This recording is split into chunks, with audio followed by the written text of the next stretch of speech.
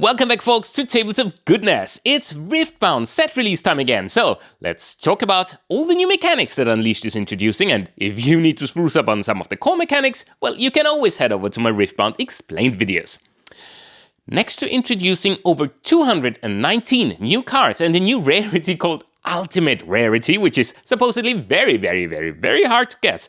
I think it's like a 0.1% chance to pull that.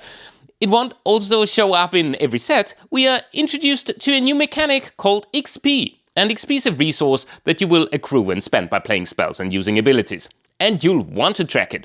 You can either use some tokens on the new XP tracker cards, or you can always just use a regular D20 or similar die. Okay, so you need to track it. But what does it actually do? Let's look at an example. Void Reaver is a legend that gains XP every time you win a combat. But that's not all. It also lets you spend XP that you gain in order to trigger some of its abilities, like buffing a unit, which basically gives it +1 might, or moving an exhausted friendly unit from a battlefield to its base. But before you go ahead and spend all your hard-earned XP, a decision is yours to make. See, every point of XP you earn gains you a level. So if your tracker says 3 XP, for example, that means that you are on level 3.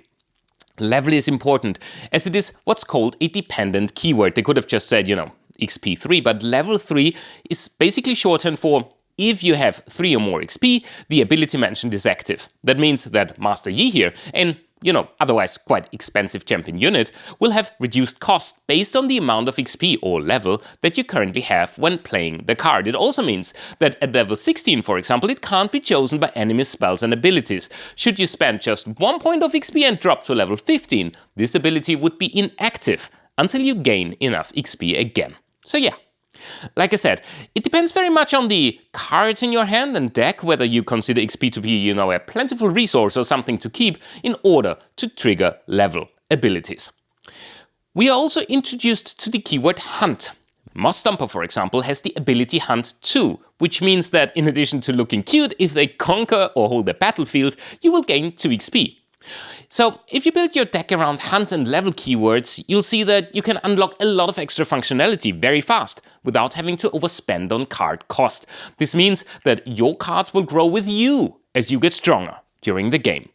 And finally, let's check out Ambush. This has nothing to do with level or XP for a change, but with surprising your opponent just at the right time. Ambush, like on Inferno here, lets you play a unit at reaction speed to a battlefield where you have units already. If you need a refresher on action and reaction cards, I got you covered as well. With this addition, an otherwise, safe conquer could result in a devastating blow to an enemy's unit and can quickly turn the tide of battle. Your opponent surely will think twice now before engaging. And that's it for the mechanics update in Unleashed. Oh, and there's been the first few cards banned recently as well, which I'll link for you below. I'm really excited to see how the introduction of XP will change how people build decks, and it's cool to see another mechanic, next to the duality of power and energy, which allows for new game effects and playstyles. Admittedly, I believe that it will raise the entry barrier for new players, as there is another system to keep track of, but I would argue that the payoff might be quite nice, and it makes it feel more like playing League. And with that, see you again next time on Tabletop Goodness.